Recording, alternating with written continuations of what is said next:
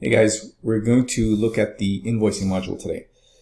So this is added in, we've got two devices here so you can see the experience from the admin side as well as what the customer would see.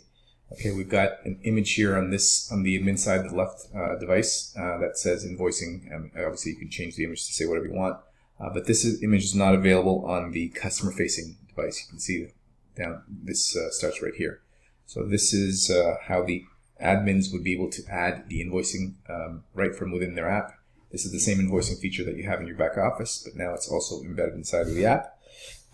So now you can see all the different things, but you basically hit the plus sign here, and you've got the client information pop up. You're able to hit the client information, select the client, and it'll populate the information that you do have. Hit save, and then over here you're able to start adding items. So if I add product 1, I can add quantity, okay, and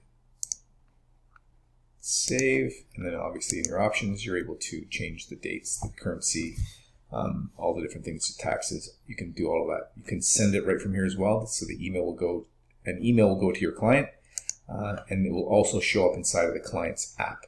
Okay, let's take a look at what the client sees. So what I've done is I've added the customer button in the logo here, and the invoices for all the customers are housed here, but you will have to add a hotspot on your home screen for the customers to view invoices. Okay, so that's it's just basically so exactly a button that they can find their invoices. So all of their invoices are housed in the same screen. They can see anything that's outstanding, anything that's been paid. They can click on an invoice right here, for example, and see the invoice. And from this, they can make a payment right from here. They can hit the Pay Now button, and boom, they can make a payment. It's connected to PayPal right now. And they enter their card information, and the invoice will be paid automatically. So it's all housed inside of a button for the customers on the home screen. Exactly, all of their invoices are managed here.